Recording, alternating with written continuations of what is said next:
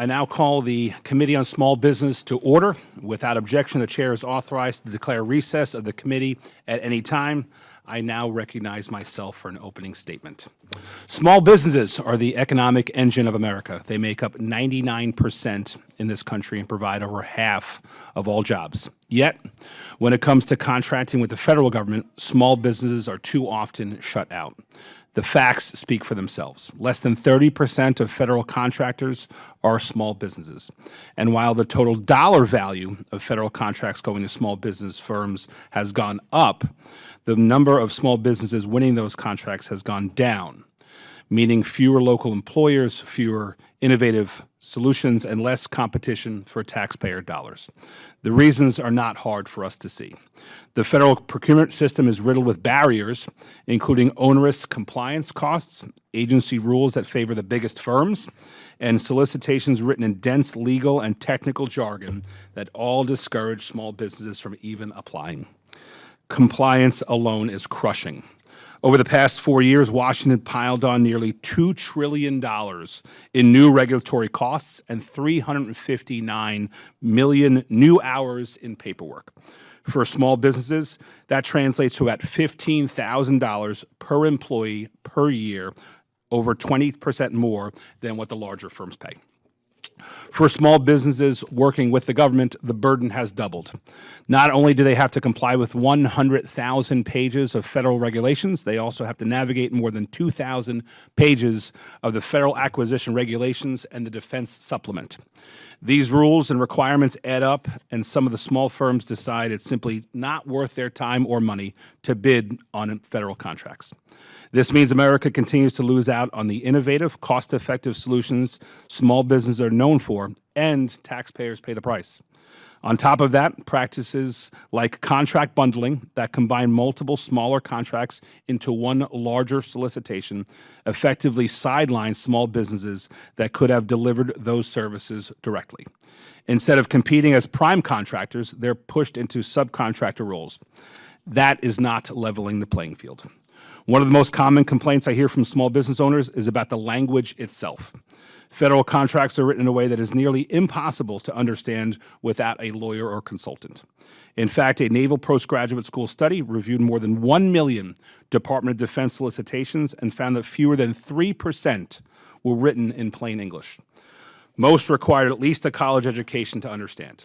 Even seasoned small business contractors told researchers they couldn't tell what the government was really asking for. I think that's totally unacceptable. If a business owner can't even figure out what product or service the government wants to buy, how can they fairly compete to provide it? That's why I introduced the Bipartisan Plain Language Contracting Act. This bill requires federal agencies to write solicitations clearly and concisely. The best part is, it doesn't cost taxpayers a single dime, but lowers the barriers to entry and increases competition. When contracts are written in plain language, small businesses can make faster and more informed decisions. They don't need to hire expensive lawyers just to submit a bid. And more competition means better value for the government and for the taxpayer. The House has already passed this bill with strong bipartisan support, and now I call on my colleagues in the Senate to take up this common sense legislation. Together with the Trump administration's deregulatory agenda of cutting red tape, reducing paperwork, and simplifying the federal acquisition regulations, this legislation will make federal contracting accessible again to America's small businesses. The bottom line is simple. Government contracts should be written so that everyone can understand them. If we remove unnecessary barriers and insist on fairness and transparency, we can unleash the full potential of America's small businesses, strengthen our industrial base, and deliver better results for taxpayers. I look forward to hearing from our witnesses today about their experiences and their ideas on how we can keep leveling the playing field for small business contractors. I now recognize my good friend, Ranking Member Siniseros, for his opening remarks. Thank you, Mr. Chairman, and I want to thank our witnesses for being here with us today. The federal government obligated $755 billion in contracts in fiscal year 24, $183 billion of which was awarded to small business government contractors. These dollars highlight the critical role small businesses play in supporting federal agency missions, but they do not paint a complete picture or reflect the health of the industrial base. Over the past decade, as the dollars have gone up, the number of small vendors in the government's ecosystem has been cut in half. The government has a recruiting and retention problem when it comes to small business. We must address both issues. Too few are signing up and too many getting out. Today's hearing is especially timely as the government is rewriting its procurement rules. We can almost all agree that the government acquisition process has become too cumbersome, too burdensome, and needs to be simplified. During my time at DoD, I saw a system that does not produce the best outcomes, with many projects not being delivered on time or on budget. Well thought out reforms that will make the process quicker, smarter, and deliver the best results would be welcomed. Unfortunately, I do not believe we are seeing that now, and we have reasons to be concerned. Previous efforts have shown what happens when reforms are imposed without small business involvement. For example, category management practices have saved taxpayer dollars, a goal we all share, yet many believe they directly contributed to the shrinking of the industrial base. The administration recently mandated required use of certain contracting vehicles, but requiring the use of certain contracting vehicles may create barriers to entry and barriers to competition for small businesses. We need the administration to provide clarity on how this will be implemented and how it will impact small federal contractors. I am worried that the lack of transparency from this administration and the lack of involvement from the SBA means we may end up in a situation a decade from now needing to hold an urgent hearing on how to reverse the decline of the industrial base. This committee cannot allow small businesses to become an afterthought. We need to ensure that they are heard and their concerns are addressed. Small businesses are the ones driving innovation and bringing in talent and solutions that deliver real value to the government customer. Their success is a win-win for them and for the government. In the past 7 months, SBA has testified once before our committee. I expressed my frustration at the time that we do not have the opportunity to hear from the decision makers and discuss these issues directly. I hope we will again soon. When I asked the administrator about the FAR changes, and specifically the rule of tool in the hearing, it was unclear if the SBA had been involved. This is a troubling pattern. Rather than advocate for small business government contractors, the SBA has been AWOL. The SBA did not take any action as service-disabled veterans saw their VA contracts canceled, and many small businesses took hits from DOGE. There was no action from the SBA to support women-owned small businesses as they got kicked off contracts due to the administration's misguided DEI claims. The SBA did, however, lower the goals for contracts awarded to some small businesses, like those on our panel, and has targeted the 8A program in an attempt to decrease use of these critical business development tools. The SBA is also gutting the office whose job it is to maximize small business prime and subcontracts across the government. I will close by adding that I hope today we can counter some of the attacks we hear on small business programs. They're not handouts that small firms could not otherwise compete if we did not have these in place. Nothing could be further from the truth. Small businesses don't need handouts, nor do they want them. They want a level playing field with a fair shot to compete. I look forward to hearing from each of our witnesses about how we can help them do that. Thank you very much. I yield back. The gentleman yields. I now recognize the full committee chairman, Roger Williams, for his opening remarks. Thank you, Mr. Chair, and I can barely see all of you. My chair is sitting so low. I'm really not 5'6", I promise you. Feels good over here. Anyway, thank you, Mr. Chairman, and everybody for being here today, for holding this hearing on the issues small businesses face when competing for valuable federal contracts. I look forward to hearing about our witnesses' experience navigating a cumbersome federal procurement process. It can be difficult for small businesses to compete when agencies make it unnecessarily difficult to even understand what a product or service is being asked for. This discussion comes at a critical time in this country as our nation continues to prioritize economic growth under President Trump, and we must ensure that small businesses have a fair and meaningful opportunity to compete for and win federal contracts. One of the simplest ways to empower small business in government contracting is to ensure contract solicitations are written in plain language. When the government clearly and concisely communicates its needs, small businesses can prepare proposals that meet the agency's demands. This not only improves competition by removing an unnecessary barrier, but also reduces the cost of hiring compliance attorneys. And moreover, we must streamline the procurement process to reduce administrative overhead. Small businesses often find themselves overwhelmed by redundant forms, under-submission procedures, and rapidly shifting deadlines. By simplifying and standardizing these procedures, we're ultimately deliver greater value to taxpayers and more innovative solutions for government agencies.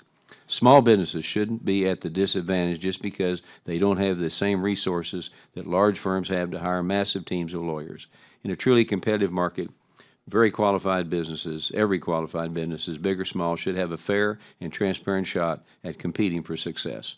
I look forward to working with my colleagues and hearing from today's witnesses on how plain language and streamlining the procurement process can ensure the best products and services are selected.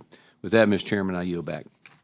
Thank you, Mr. Chairman. To summarize, the chairman endorses the Plain Language Act, is what I think I heard. Thank you, Mr. Chairman. Yes, sir. I will. And this big seat's pretty nice over here, Mr. Chairman. Thank you very much.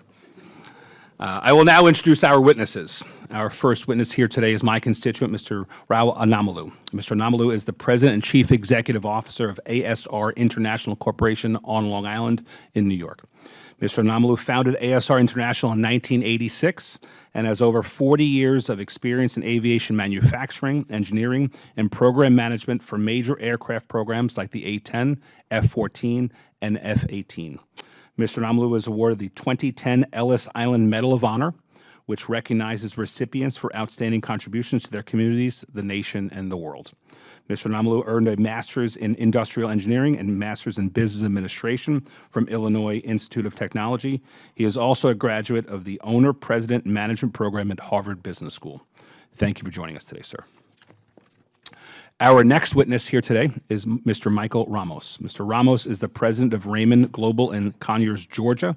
Prior to becoming president at Raymond, he was the executive vice president and federal lead. In these roles, he led Raymond's engagement and presence in the federal market.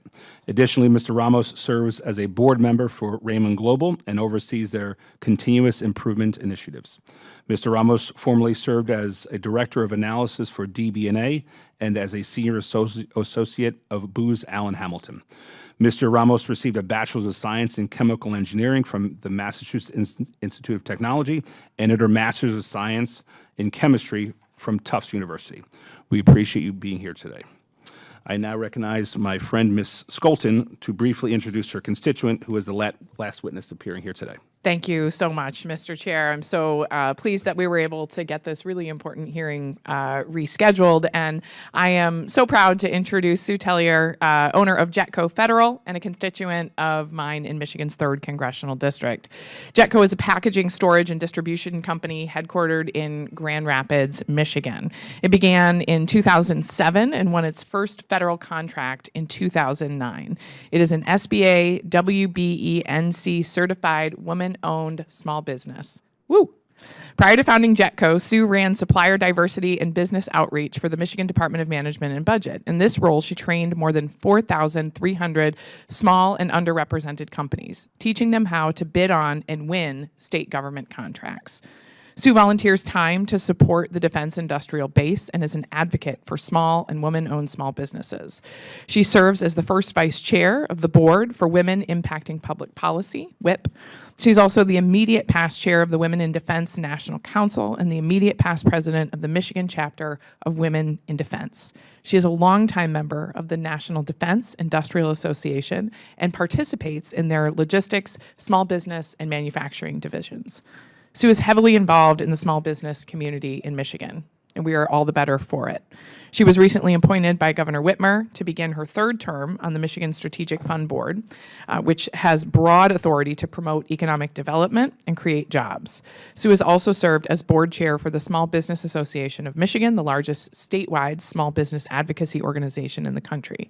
She's a graduate of Michigan State University and Wayne State University. Welcome, Sue. Thank you. Before recognizing the witnesses, I'd like to remind them their oral testimony is limited to 5 minutes. If you see the red light turn on, that means your 5 minutes is up. We won't necessarily play the music like they do in the Emmys or the Grammys, but that means wrap it up and we'll get into more detail afterwards. Yeah, definitely don't want that. Not good for America. I now recognize Mr. Anamalu for his 5-minute opening remarks. The floor is yours, sir. Am I at the right place here too? Good morning to you, ladies and gentlemen. Thank you for this illustrious committee for giving me this opportunity. After 38 years of grueling work in the small business arena, our chairman, Congressman LaLota, gave me the opportunity to speak in front of you our experiences, good and bad. Some are very good, some are to be improved. I won't call them as negative, but I almost echo what you both chairmen spoke. They are realities of life we face. We don't have 55 lawyers to fight with the government or others to get up there. We want to do the right work for you and want to be a very productive company to serve the nation. We have been doing like this. We have got the exemplary in 60% of all the federal contracts we have run in the last 38 years. Sir, Congresswoman McCarthy has recognized us in 2003 for the 911 area services that this company has supported, honored us in the same building. Only one small business was recognized by Congress.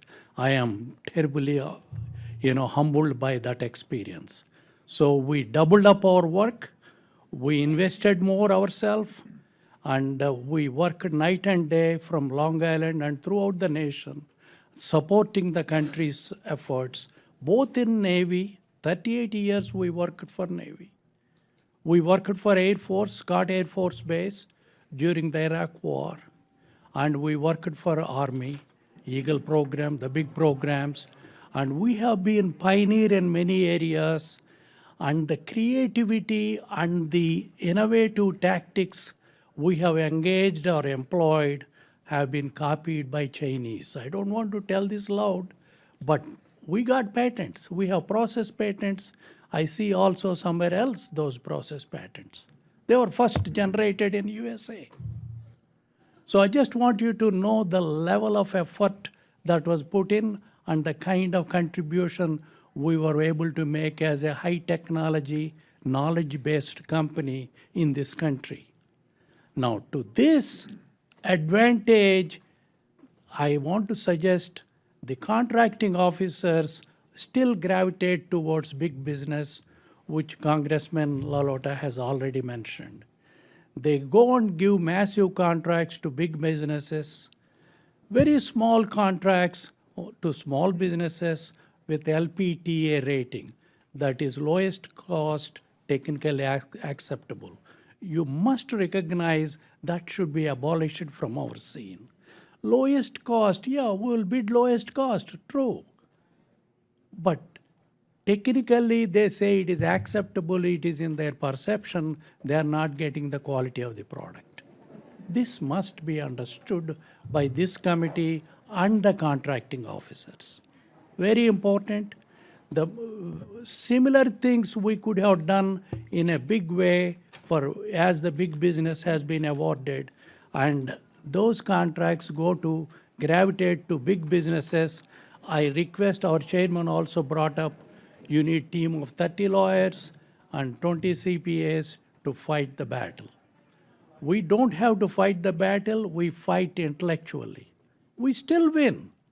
Don't think we don't win. We still win some contracts. We win against the big business. We won against Rockwell International at Hill Air Force Base on the Minuteman missile. First contract. We won against certain big companies, I don't want to mention it, on our own without any thing. And we got exceptional rating on those things. 60% of our contracts are exceptional ratings. To that we propel forward. This is on the contractual side, there are many improvements they can do from contracting side. One of the preliminary things I would like to suggest is SCA justification. They just randomly throw on the contractors, hey, this is a service contract act, do it your way. Many people vary in their, assumptions of the SCA contract. I think government should fix the norms, give the correct SCA code, and then we all will be on the level playing field, working together the way the contracting officer wants. When will we learn the contracting officer will do the right thing? Most of them do, please don't mistake me. But many have to be trained. That's my request on the contracting side. The other thing I would like to bring up is banking side. We all need funding, no question, as you are doing more work, there is funding needs are there. However, they only tie you in as long as you can provide your house as the collateral or your building as the collateral or the other things. I want them also to think with us, join the people that are serving the nation, understand the business, develop themselves, train themselves into it. Yeah. Thank you for your testimony, sir. We're going to get into a lot of these back and forth. This committee is going to Yes. be very interested to hear I'll some be of those only details. one second, sir. And they should be trained with the small business people. We are willing to train at no cost to the bankers. They are called relationship managers. And they are never trained, they are just released on us like birds and they come and land on us. I request you to do that. Finally, there are other attributes that are involved we will discuss when you are asking us the questions. Thank you very much, sir. The gentleman's you. time has Thank you. expired. Thank I now recognize Mr. Ramos for his 5-minute opening remarks. Thank you, sir. Chairman LaLota, Ranking Member Cisneros, and members of the subcommittee, thank you for the opportunity to testify today. My name is Michael Ramos, and I am the president of Raymond Global. What began in 1992 as a small roof consulting practice in Greater Atlanta, started by my father, has steadily grown into a family-owned full-service architecture and engineering firm. Beyond my role at Raymond, I also serve as the chair of the GovCon Small Business Coalition, a group of small and mid-sized contractors that advocate for policies that support business growth and strengthening the defense industrial base. For its first decade, our company focused largely on K-12 schools and municipal projects. In 2005, we expanded beyond a one-person consultancy and have since averaged nearly 20% year-over-year growth. By the end of this year, 2025, we expect to employ 120 professionals with expertise in architecture, interior design, structural engineering, mechanical, electrical, plumbing services, civil engineering, and building envelope services. The SBA's 8A program and our certification as a service-disabled veteran-owned small business provided crucial development support and opportunities that helped us build up performance and diversify into broader markets, including the federal market. Although we have since graduated from these programs, Raymond continues to work extensively with the DoD and actively participates in the SBA's Mentor Protege program. This hearing comes at an especially pivotal moment. With significant changes underway in the federal acquisition landscape, it is imperative for small businesses to remain at the center of innovation and competitiveness. I would like to highlight several pressing issues that are impacting firms like mine and the broader small business community. First, cybersecurity is critical to national security, but the rollout of DoD CMMC 2.0 has been costly and uncertain, and those burdens fall hardest on the smallest firms with limited resources. At my company, compliance with a Level 2 certification will cost approximately $500,000, which is not a one-time cost. The acquisition process, federal solicitations are often too unclear, inconsistent, and overly complex. This frequently leads to protests that small businesses can least afford. Recently, we pursued a federal procurement. This was awarded 3 times, protested twice, and ultimately canceled. For small firms, that means months and sometimes years of lost opportunity and valuable resources. The Mentor Protege program. This program has been transformative for my company and our growth. However, the rapid expansion of joint ventures has tilted the competitive landscape. Increasingly, contract scoring criteria favors Mentor Protege joint ventures, leaving independent small businesses with fewer opportunities to prime. New SBA rules. Published at the end of last year, a recent SBA rule requires small businesses sold after January 2026 to recertify their size status within 30 days. What this means is they are now ineligible for future task orders under their existing contracts. This will result in reduced company valuations and shareholder equity, discourage investments, and will have a chilling effect on the mergers and acquisition market. Left as is, the impact on a small business's ability to sell will be severe. The contracting cliff. Right now, firms are classified as either small or large. There is no middle ground. This binary system forces companies that grow just beyond the small business threshold to compete directly with billion-dollar primes. A structured transition program for mid-sized firms is urgently needed. The FAR rewrite. As GSA and OMB undertake the monumental and necessary task of rewriting the FAR, it's critical that reforms do not strip away small business protections. Streamlining regulations that should not be synonymous with eliminating safeguards, which is why the Rule of Two should be codified into law.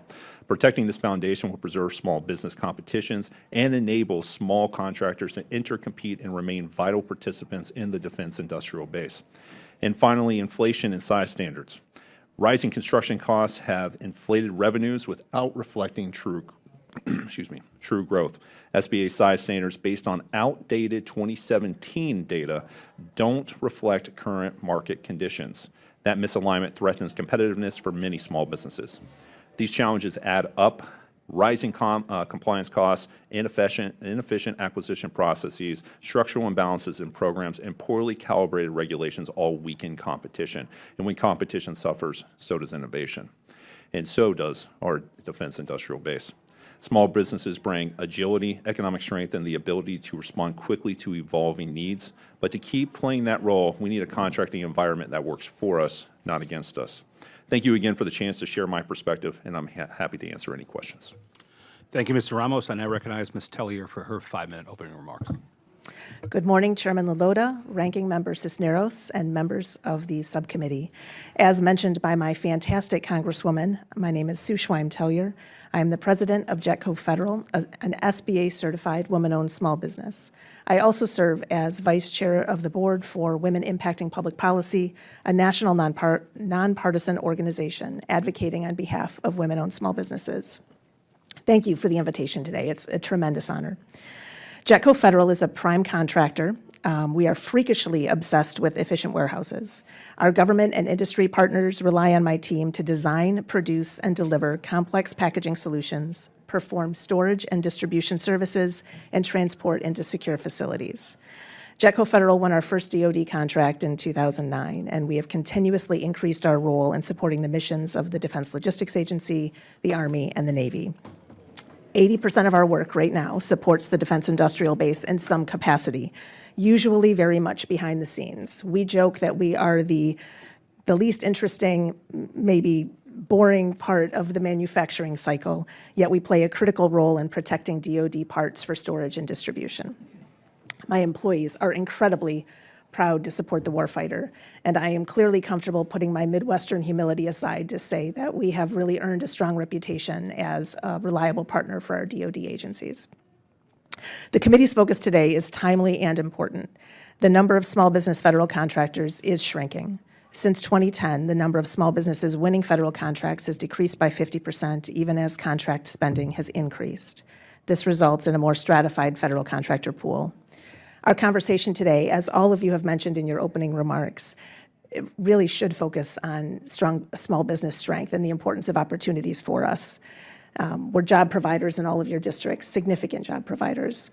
It's equally important, though, that we talk about good government and expansive market research, the Rule of Two, and small and socioeconomic set-aside programs are not acts of charity. Instead, they ensure that government benefits from the innovation, competition, flexibility, and value small businesses bring. Shrinking the pool of qualified contractors will leave agencies increasingly reliant on a narrower group of large incumbents, directly reducing the government's leverage. It is not good business or good government to have a stratified contractor pool.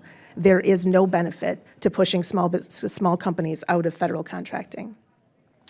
As a small business leader, I factor risk into my business decisions. This includes how I use my time, how I manage unpredictability in my customer base, and how I price my solutions. I must have some degree of confidence that I have a chance at winning an opportunity to justify pursuing it. Otherwise, I'm wasting precious time and resources from my small but mighty team. Any threat or even a potential threat to the rule of two increases risk for small businesses in federal contracting. The rule of two has historically been a bedrock protection for us. Its erosion results in a less welcoming environment, reducing opportunities for small, innovative firms, and instead accelerating consolidation. The FAR rewrite presents a pivotal opportunity to address these challenges. Retaining and codifying the rule of two, making it a true shall requirement applied consistently across vehicles, is essential to keeping small firms engaged in the federal marketplace. The transformation of FAR Part 10 and the new direction for market research is also concerning. The drastic streamline proposed effectively trims market research down to 3 very limited situations. More prescriptive triggers, such as those related to bundling, consolidation, and small business outreach, have been removed. References to small business consultation and set-aside considerations have been stripped. For experienced contractors like Jetco, this increases risk. There's no longer a mandated pause to engage small business advocates, notify incumbents, or explore set-aside potential. Instead, agencies may proceed quickly, potentially overlooking small business opportunities. Under pressure to move fast, agencies may default to expedience. If there's one thing I hope you take away from my words today, it is that small businesses are not just beneficiaries of federal contracts, they are essential partners to agencies. We bring innovation, agility, and cost savings while providing the government and taxpayers with options to meet mission needs quickly and effectively. The innovation we deliver strengthens America's competitive edge in the global marketplace. Protecting and expanding our role in federal procurement is both sound policy and strategic imperative. And if we continue to face unpredictability and competition challenges, you should not be surprised when fewer of us remain engaged in federal contracting. Again, I appreciate the opportunity to testify today, and I look forward to answering any questions. Thank you. Thank you, and thank to each of you for your awesome 5-minute opening statements. Now here comes the fun part. We're going to move to the member questions under the 5-minute rule, and I recognize myself for 5 minutes. Mr. Amamlu, it's great to see you here in D.C. The more Long Islanders in D.C., the better, I say. I think the last time we saw each other was at your workplace when you allowed me to visit about a year ago. Yes, sir. Your testimony, sir, reads like the American dream and what you've done in this great country. Yes. You came here, you studied at top universities, and went on to build a company that's delivered critical services to our military, enhanced our national security, kept our troops safe, all right from Long Island. I was hoping that you can share with the committee what you think, sir, has made that dream possible. Two inspiring things. I found when I came here first, a good study, intellectual penetration into the American arena will allow you to grow properly, bring our families together nicely. And also, I have an interest to serve our community. I achieved all those dreams on my own in a modest way. Not in a big way, but modest way. I brought my family well. My children went to top schools, and I'm able to serve the community by doing real hard intellectual work. And that's what elevated us. To add to that, Congress also somewhat recognized me right when we did the best things for the Hill Air Force Base and the Iraq War. And since then, we propelled further. 38 years serving in Navy and also winning their contracts against big business with all the odds is what we are fighting. If you can level the playing field slightly, I can tell you the intellectual stamina we are offering will be exponentially greater. The AI contribution we are doing as a company will be enormous. The cost reduction to the US government will be tremendous. We want to achieve those things. We want to feel satisfied when we go home in the night that I achieved something for my nation, for my people, for my house. We love it. Here on the committee, we want to harness dedication, innovation, perseverance. That is what we believe to be the American dream. I think that's a Democrat and Republican principle here. We want to help unleash that everywhere in every corner of America. Yes. We're here today, and we alluded to this in your opening testimony. You're going to tell us some of the tough things you've been through and how sometimes government has made things a little more difficult for you. Can you tell us, sir, a little bit about the application process for some of these contracts and some of the roadblocks you've suffered through throughout your many decades' experience trying Yes. to earn those contracts, sir? In 38 years, when we see a contract coming with 2,000 pages, even before we read, hey, this is earmarked for somebody. There is a bad word we use in our lingo in the company. Hey, that is set for somebody else. Somebody is there, So we don't even try to bid it. That should not be our feeling when we are willing to spend our valuable time night and day. And there are many contracts that come. All the service, intellectual contracts, I request the contracting officers to try and level field with simple language as your suggestions are coming from both the chairman. If you do it, 50% of the more bids will be there, more competition, and we can beat big business. To my left here is the Federal Acquisition Regulation, 2,000 pages here. Yes, sir. Sorry, we hurt some trees to do this, but I think the point is well worth it to demonstrate to the audience here, folks watching from home, that these regulations, in our view, are onerous. That when Yes, sir. a hardworking, dedicated principal business like you has to apply for a contract, Yes. you have to consult these pages. Yes, sir. My question, I only have about 30 seconds remaining. Yes, sir. My final question is, what would the Plain Language and Contracting Act do for you? An effort to simplify the language in these contract applications. What would a simpler application process mean for your company, sir? All that they have to do is define what type of people they want us to use, SCA, very important. Then tell us, hey, this is what we are expecting as a ultimate objective from your productivity or from our CIDRLs, what we give to the government, and that's all we need. Thank you. My time has expired. I hope that we can get a second round and maybe some more questions in. I want to talk to some of you folks in the second round. But I'm going to yield and recognize Mr. Sinaceros for 5 minutes. Thank you, Mr. Chairman, and thank you again all for being here today. And I'm going to start with Ms. Tellier. As I said in my opening remarks, we should welcome reforms that simplify the government's procurement process. But there are concerns that this administration is making changes that will drive small businesses out of the industrial base. This is highlighted by the potential elimination of the Rule of Two that both you mentioned as well as Mr. Ramos mentioned. What happens to small businesses and the industrial base if the Rule of Two goes away? So we have to have some degree of confidence as small business owners or leaders or business developers that we have a shot at winning. The Rule of Two gives us confidence in that. Changes to the Rule of Two that would only apply to certain sizes of solicitations doesn't help with that. My contract portfolio is not conducive to me only going after $249,000 opportunities because they're under this ad. I need to have confidence that I can compete well on solicitations well over that.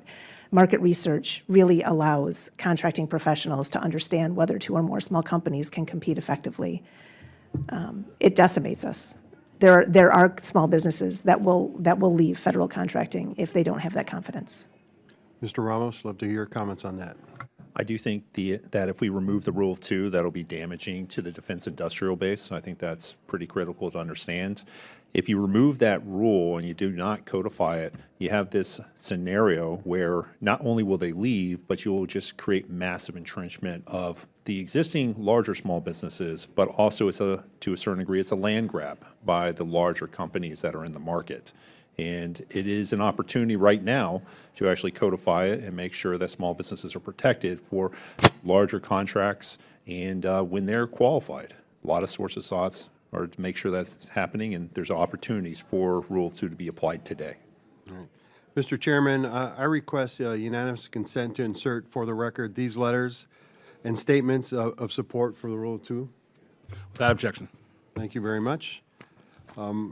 Ms. Tellier, some claim that small business only competitions or SBA programs like 8A or the Women-Owned Small Business Program are not based on merit and award contracts to businesses that otherwise could not compete on price or quality. Can you lay out why these comments are misguided and tell us, or why they're a misguided view of federal contracting and how these programs actually level the playing field? Yes, Congressman, I think I can even do that without swearing, although it takes a little bit of restraint on my part, candidly. I've never won a contract because I'm a WASB. I've won the opportunity to compete on a contract because I'm a WASB. But every contract I've won, it's because I have strong CPARs, I can do the work well, and I've proven that with my write-up and my pricing. My small business owner peers are the same way. And candidly, Mike's made some comments so far about how this affects the defense industrial base. When we look at whether or not government benefits from small businesses fleeing or from the socioeconomic set-asides not being deployed, if we don't bid, the agility leaves, the innovation leaves. I have a contract with an SWC Corona, and the crate that I'm producing for munitions has a 1/8 inch tolerance. I guarantee you none of my large competitors would bother with that, but I care deeply about it. You lose the passion in that too. Mr. Ramos, your testimony, you mentioned that Raymond is an 8A program graduate. Yes, sir. What are some of the positive outcomes for your firm resulting from your participation in the 8A program? We actually entered the federal marketplace, and specifically Department of Defense, because we are an 8A firm and we were able to get certified. That is how we entered into federal contracting. We saw an opportunity where we knew we could perform the work, but we needed a way, as Sue was saying, to have an avenue where we could be competitive with entrenched players. The way procurements are done today, it is all about past performance. It's not what I can do, it's what I've done for that specific agency. 8A has been incredibly helpful, as well as service-disabled veteran-owned small business, in order to allow us that opportunity to have a shot at competing. Highly qualified firm, but you've got to have someone open the door for you, so to speak. I think we've heard from these witnesses today the importance of the 8A program as well as the rule of two. I just hope the SBA administration is listening today and will follow up and support these programs into the future. Thank you very much. I yield back. The gentleman yields. I now recognize the gentleman from Pennsylvania, my good friend and small business owner, Mr. Muser, for 5 minutes. Thank you very much, Mr. Chairman, and it's very nice having you all here. Thanks for your testimony. It's quite important. It's important to us. It's extremely important to you.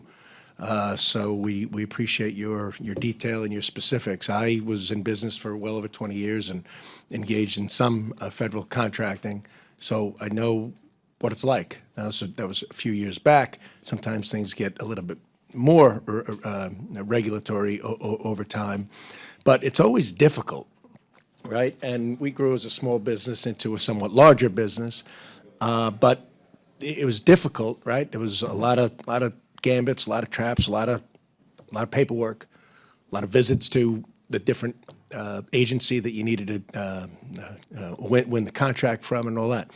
But I'd like to focus on what was unfair, particularly for small business, because we're all small business advocates. What was unfair, and I'll start with you, Mr. Anumulu. What was unfair, and specifically, what would you like to see us correct? I will give you 2-3 examples for verification purposes. And Mr. Ramos, I'm going to come to you with the same Yeah, question. it's 2-3 example. If there is a job for say 8 people, they still give it to the big business because the big business has done that before, and they have performed well. Okay, so it's a little bit lazy. They're not looking to, when you say you Well, I have. don't want to use, that is your terminology, Yeah, no, which I will but- endorse it. I'll accept you. Because just giving it to a big business, I don't want to name names, I can give you 5 names.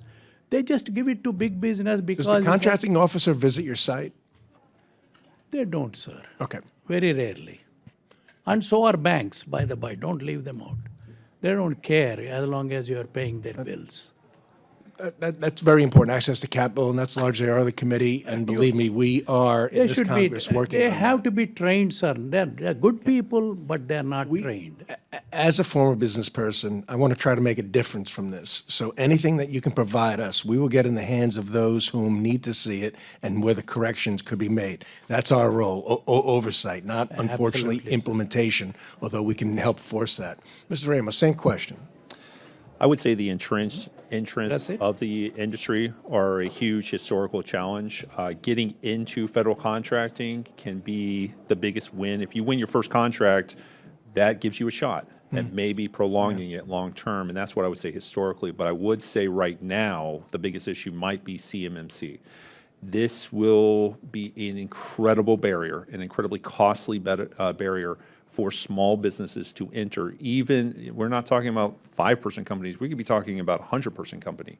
That is a huge cost to bear just for the opportunity to compete on a contract. Okay. And you did mention in your testimony how service-disabled, veteran-owned small business was crucial to your company's early growth. Just expand on that a little bit. Yes, so as a basically a socioeconomic category, certain contracts are set aside for STVOSB Sure. firms to actually compete. And so if you look at the Department of Veterans Affairs as a veteran-owned company, we were allowed access to a number of different projects that we could bid on individually or umbrella contracts. And because the competition pool is a little more limited, there's a better opportunity to actually win some of those contracts. And that's not to say that it's an unfair advantage. I do think it's important to prioritize our veterans, and most importantly, all of the firms that are going after those contracts are highly qualified. It's still very competitive. If you're sitting in my seat, what are you working on later today, tomorrow, to improve the situation within contractors, federal, particularly defense, for small business?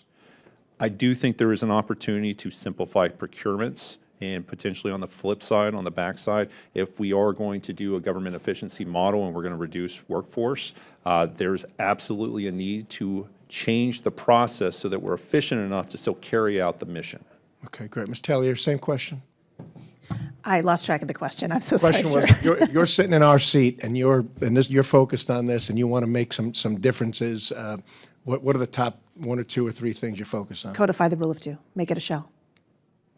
All right, very good. I'm about to run out of time, so I'm afraid if I hand it over to you, Mr. Anumulo, we may go over time, but I'm going to risk that. Go ahead. All right. To do few things. We may have to hold off. My apologies, sir. Yeah. I yield back, Mr. Chairman. We'll give some deference to the gentleman. If in 30 seconds you can answer Mr. Muser's questions, what would you do if you were a member of Congress to help small businesses? I will, if I'm there, I would certainly take notes of who are the players and where to correct them. I can give you 2, 3 examples so that can be made as a universal thing. Plus, I would add one small thing, sir, a team of banker, contracting officer, and the small business person should be put and trained for, say, 3 days. Thank you. I'm going to join the chairman on the next visit to your place out on Long Island. You must, sir. I am in Thank you, Long Mr. Island Chairman. I yield. University, just to add, I didn't take their permission. I'm trustee there. I can talk to the president and the chairman. Sir, it is open, I can teach them. I am willing to teach that. Thank After you. Our time has 38 expired. After 38 years, you should allow me to do that. The gentleman's time has expired. Yes. Thank you. I now recognize the gentleman from California, former small business owner, Mr. Tran, for 5 minutes, but if he needs 6, we'll give him that instead. Thank you, Chairman and Ranking Member, for convening today's very important hearing. And to the witnesses, appreciate you traveling to be with us and sharing your testimony. Ms. Teyu, in April of this year, the Department of Health and Human Services fired almost their entire Office of Small and Disadvantaged Business Utilization, also known as OSDSBU, staff, leaving only the executive director, despite requirements in the Small Business Act that the office have a minimum of 13 personnel. We have heard that the State Department has fired almost all of their staff as well, and there are draft proposals for reductions at other agencies or changes that would weaken ODSBU's authorities or independence. Can you discuss the role of ODSBU's and how your firm has worked with them? Absolutely. I would, the acronyms are fun sometimes, aren't they? Leave it to the government. They really are. Well, I haven't worked with HHS directly because so much of my work is within the defense industrial base. I can speak heavily about the level of professionalism and the level of helpfulness that I've gotten from especially DLA and Army OSDBU offices. The help that they give in guiding in the pre-solicitation or during the solicitation process, like the opportunity process, is very helpful. But I think a lot of people forget how much help they provide post-award. Last week, oh my gosh, I'm blanking on her name, which I'm mortified by, the head of the OSDBU office for DLA distribution helped me get paid. DLA was behind about 60 days on a contract that was valued at $187,000. So I had already obviously incurred all of those costs. They helped pull the trigger to get the contracting personnel to make sure that the items were received. On a post-award basis, they're helpful. On a pre-award basis, they're helpful. They make sure they're guiding us. I actually think they need more money, not less. Thank you. And if the other two witnesses has any dealings with it, I would love to hear your testimony. Okay. Ms. Tayu, in your testimony, you state that you must have a level of confidence that you can win an award to invest the time and resources to develop a proposal and bid. If a small business did not know their competitors were also small businesses and understood that they might be competing with much larger corporation, how does that change the calculus around whether a small business bids on that contract? The bid decision is heavily influenced by whether or not we perceive that we have a probability for a win, not a guarantee of a win. These aren't guarantees in any capacity. It's just the level playing field.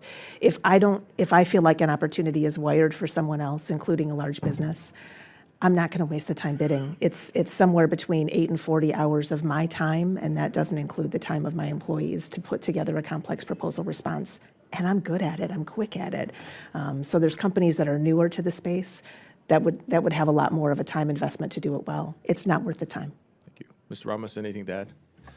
I wholeheartedly agree with those comments. It is critical that the government does understand there is a true business cost to putting together a procurement response.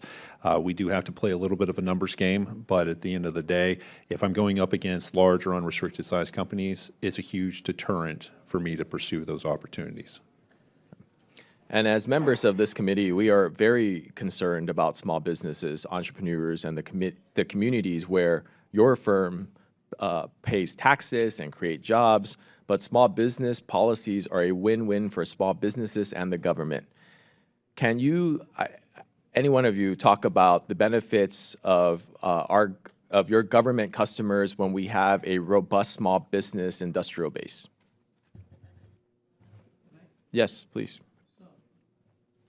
We have created several hundreds of jobs throughout the communities. Our business model is create jobs in the community that has awarded us the contract.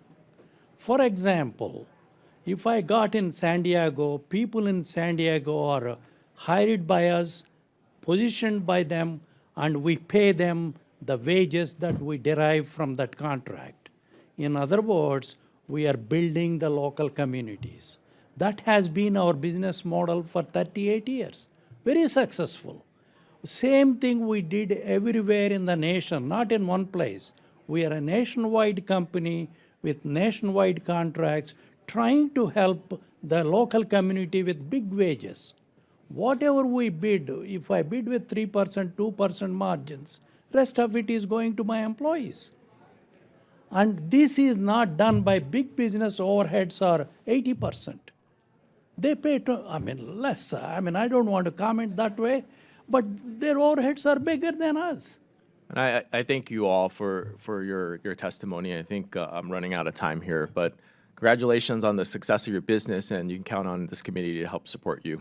Thank you, Mr. Chairman. I yield back. The gentleman yields. Next up in the batting order is the gentleman from Texas, a small business owner, the full committee chairman, Chairman Williams, for 5 minutes. Thank you, Mr. Chairman, and thank all of you for your testimony. It's a good hearing, and we appreciate you being here. On this committee, we have repeatedly heard that government contracts and solicitations are often overly complex, making them difficult for many businesses to respond to successfully. We've seen the pile there at the chairman's desk. As Chairman LaLota has stated, less than 3% of the contracts of the Department of Defense were written in plain language. So, Mr. Ramos, to you, what steps has your firm taken to understand and respond to overly complex solicitations? And if contract solicitations were written in plain language, would this encourage small businesses like yours to compete more for government contracts? Yes, sir. We almost have a full in-house lawyer at this point. That is required. We engage with our general counsel, who is a third party today, on a very regular basis on a number of issues related to federal contracting. That has been critical. That has also included training for our personnel so that we can become better experts. But this is an art at figuring out federal contracts. And I will say that if you figure out that art, you have an entrenched competitive advantage in order to continue going after contracts. So if we can simplify the language, then more small businesses will have an opportunity to compete. Lawyers and accountants can get expensive, can't they? Just a little. Yeah. Regulations and red tape in government contracting can be a major strain on small businesses, as we've heard all day this morning, but forcing them to redirect their limited resources towards the cost of compliance rather than growing and expanding their businesses. So, Mr. Anamula, how do these burdensome regulations and complicated solicitations impact your business and your bottom line? Substantially, sir. So we try to avoid them to the extent we can and improvise ourselves to see if we can bid in. We did some bids like that, we did partial success. However, the strain we have to go through is horrendous. But we did it, sir. We have won against big businesses. But that is not the solution. That is what is survival we are doing. Survival techniques, which I learned at Harvard. Mm-hmm. But we have to prepare ourselves to be trained fully to work with plain language contracting, like you mentioned in your opening speech. Okay. And Congressman LaLota also mentioned. They should be simplified. They can be, it is very easy to simplify, sir. I don't know why they don't do it. Because it's the government. They don't understand simple, but we do, and I appreciate your testimony. Thank you, sir. The Biden-Harris administration shackled businesses with an additional $1.8 trillion in regulations and 350 million additional man-hours, we'll call them, for compliance. That's just unbelievable. And thankfully, the Trump administration has already been able to eliminate over $75 billion in costly regulations. So, Mr. Ramos, to you, how do regulatory costs impact your business and staffing decisions as you go to work every day? Actually, just yesterday, we were having our Q3 management team meeting, and hiring is something we talk about at all these, and hiring is based on profitability, strategic growth, and direction of the company. And I will tell you, regulations like CMMC have absolutely impacted how we are handling our business, and not for the better. This is a tremendous constraint. It's one example of the regulations that you're citing. And if we can work towards actually simplifying some of these regulations like the administration is aiming to do, then we are all for it. We project fewer regulations equals better growth. It's more fun to be on offense than defense. Yes, sir. When you're on offense, it translates to predictability and profits and more jobs. Yes, sir. We appreciate your testimony, Mr. Chairman, and I yield my time back. The gentleman yields. I now recognize Ms. Skolton, my good friend from Michigan and the former ranking member of this committee, for 5 minutes. Wonderful. Though I've moved on to a different ranking position, I'm still honored to be a part of this fine committee. When the government contracts directly with small businesses, there are some things they can do only when the small business is a subcontractor. One of the ways Congress has encouraged fair treatment and proper utilization of small businesses that subcontract with larger primes is to include certain criterias in the prime contractor's past performance ratings. The most important of these criteria, I bet everyone would agree, is did the contractor make timely payments and whether they met their subcontracting goals. Ms. Tellier, my first question is for you. How important are those accountability mechanisms for small business subcontractors? It's critical. The example that I used with Congressman we have to get paid. I can't wait 90 days to receive almost $250,000 from the government. I also can't do that with the prime contractors. The example that I use, by the way, is a little atypical. My government agencies usually pay me in a more timely manner than the prime contractors do. It would also be helpful if we had an understanding of how those ratings affected our customers who were prime contractors. So if I'm a sub under somebody and I have the option of subbing under two different companies, I'm probably going to take the one that on a dashboard would reflect they cared about me enough to pay me. Yeah. Yep. Yeah, thank you. Very helpful. Question 2, currently federal law requires that contracts under a certain amount be automatically set aside for a small business only competition. And yet a surprising amount of spending under that threshold is not awarded to small firms. The reason for which is still unclear. It's something we are trying to get to the bottom of. Some have pointed to things like software licenses and other products or services that can't be purchased via a small business. I have submitted an amendment to the NDAA that can get to the bottom of this issue and ensure that this spending is making its way to the small business as intended by federal law. Very pleased that it made it into the final round. Ms. Tellier, again, coming to you, can you talk a little bit about how small businesses utilize contracts under the SAT and why it's important to ensure that those opportunities are going to small businesses as intended? Absolutely. The simplified acquisition threshold allows me to kind of fill my pipeline that is outside of my larger contracts. So the BPAs or IDIQs that I have that are larger are wonderful for predictability and stability, but the stuff under the simplified acquisition threshold allows me to grow too. So if it's a $240,000 opportunity, I would like that to go to small businesses.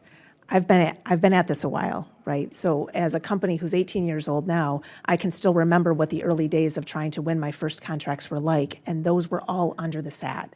And so for companies that are just emerging into the federal marketplace, and we want them to stay, and we want them to grow, and we want their innovations, and we want their engagement, we have to make sure that they feel welcome, and those under SAT contracts really allow them to do that.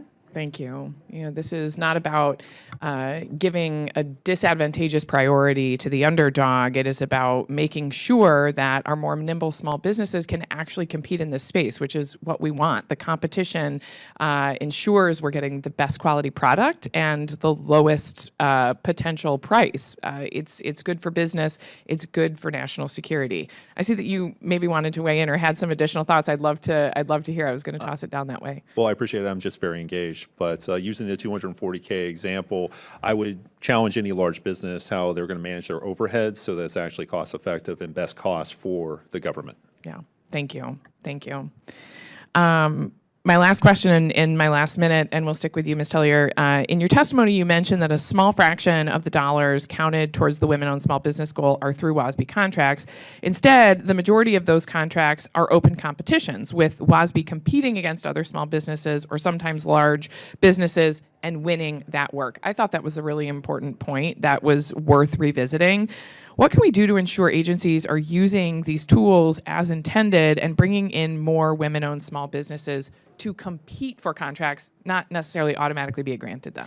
That's a great question. I think there's an educational component both on the side of industry and the side of government. Contracting professionals have a huge administrative burden, and each of the socioeconomic programs are different.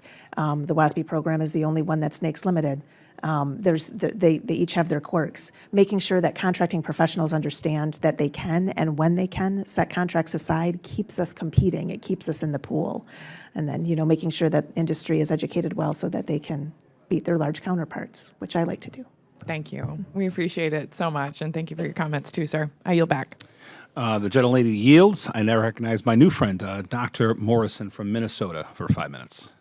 Thank you, Chairman LaLota and Ranking Member Cisneros, for holding this hearing, and thanks to our witnesses for being here to take the time to testify. This has been a really interesting and illuminating conversation. I'm grateful for your testimony. Contracting with federal agencies is an important avenue to help small businesses grow. Unfortunately, as we've heard, the number of small businesses participating in government contracting has decreased over the past decade. And I worry about how this administration's random termination of contracts and abrupt firing of federal employees will impact small businesses' decision to enter into government contracts. These once secure sources of revenue may now seem too risky for some small businesses. The Trump administration has proposed cutting the Small Business Administration's contracting office budget by almost a third. This includes reducing the number of SBA's procurement center representatives who are critical to ensuring the contracts are written in ways that enable small businesses to compete for them. Without SBA performing this critical role, agencies are likely to make contracts that are too large for small businesses or have more requirements than small businesses can meet, essentially making them inaccessible to small businesses. Ms. Tellier, could you describe how SBA employees have assisted your small business over the years and how cutting members of SBA's contracting office, such as procurement center representatives, could impact small businesses? Yeah, it's a great question. Thank you for asking it. The procurement center representatives often are behind the scenes, unknown advocates to those of us who are small business contractors. They are ensuring that subcontracting plans are adhered to, and they are ensuring competition is maximized practically within agencies. The SBA Office of Government Contracting has done a lot with a little for quite a few years. Any further cuts, it affects certification programs, it affects the ability to retain the PCR staff. That directly affects small businesses, even if many small businesses don't know they're being protected and advocated for by those PCRs. Thank you. I share those concerns. I'm also worried about other ways that federal agencies are making it harder for small businesses to compete for contracts. For example, when federal agencies consolidate multiple contracts into a single larger contract, that puts the contract out of reach for small business. So this one is, again, for Ms. Tellier and Mr. Ramos, too. Both of your testimonies highlight recent changes to how the government conducts market research before a contract can be consolidated. Can you elaborate on the impact on small businesses when billions in contracts are consolidated every year? Mr. Ramos, we could begin with you. That's a fantastic question. Bundling probably has some place in driving better efficiency in government contracting, but if you are bundling that volume of contract, that puts it completely out of reach of small business. I would say the opportunity, if we want to consolidate contracts, there are a lot of zombie contracts in existence, and the market research should be a little bit more thorough so that those don't come into existence. They cost us money in order to actually secure. No awards actually happen under those contracts, and so that would be the more preferred, in my opinion, on if we're taking a consolidation approach. Thank you. Ms. Tellier? I would agree with his comments. Category management or bundling just generally is it goes to the perception. If as a small business I don't think I can compete to win, I'm not going to spend 75 grand trying to get on a best-in-class vehicle that I'm not going to get spend on. I haven't heard it called a zombie before, but I love that word now, and I'm going to keep using that. So thank you. It's apt. Yeah, I do think the market research goes a little bit further on that too. Being able to have that market research involve engaging with small businesses would allow that input to come into it to avoid the consolidation in the first place. Yeah. If a small business's contract is consolidated, what resources or assistance are available for that business from the SBA or the contracting agency? I mean, I would start with YASDABU office within the agency, and then I would rely heavily on the PCR for that region as well. And if that didn't work, I would call Congresswoman Skolden. Good idea. Thank you so much for your testimony. And I yield back. The gentlelady yields. After consulting with the ranking member, we will now move to our second round of questions under the 5-minute rule, and I now recognize myself for 5 minutes. Mr. Ram, I was quite impressed by your resume, including a couple of the degrees you have.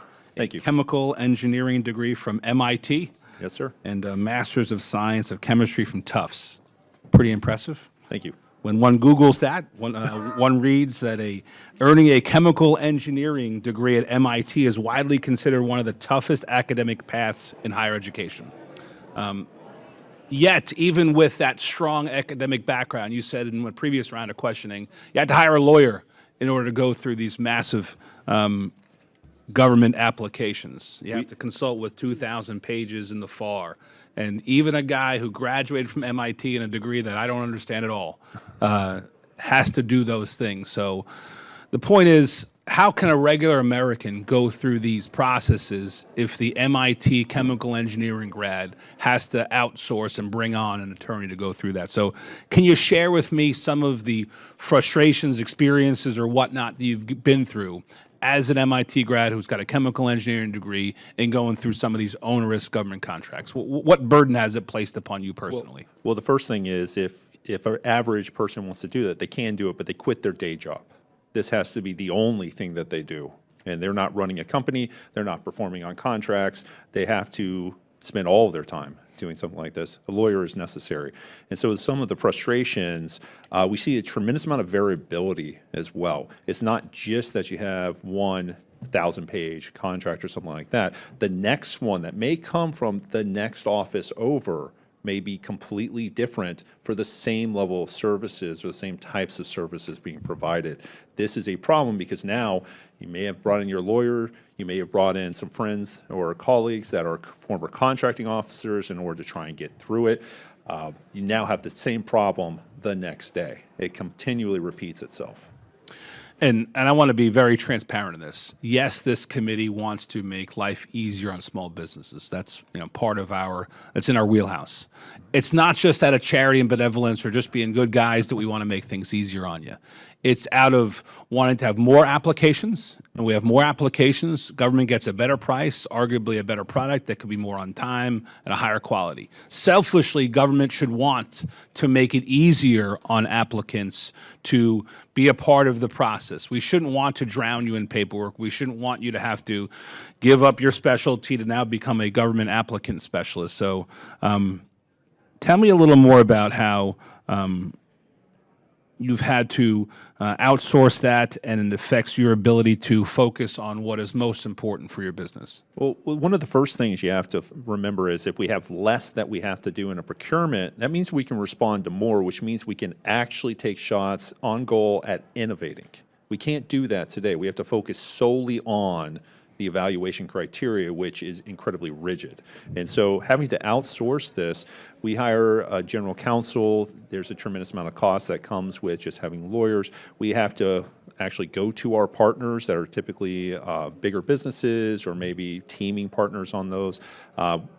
Those are things that we might be able to get just because we're a good firm and we've got good connections in order to rely on those resources. Or we might have to hire a complete third-party consultant, not only to write that proposal, but also have a consultant to help us actually navigate the federal landscape and actually doing business development outside of the procurement process so that we could be positioned just to have a shot at those procurements. Ms. Tellier, do you have a similar experience that the Bipartisan Plain Language and Contracting Act is meant to address these issues for all small businesses, either anecdotally or whatnot? Do you have a similar experience as Mr. Ramos? I think we all do, candidly. I think we all have an understanding that when we're comparing a commercial opportunity that's 4 pages with a 158-page solicitation, there's the risk-reward ratio comes into play there. If we can simplify, that certainly helps. I would offer that it might not be the most important barrier to entry for small companies, but it is certainly one. Thank you. I'm going to yield the rest of my time back and recognize my friend from California, Mr. Sinazeros, for 5 minutes.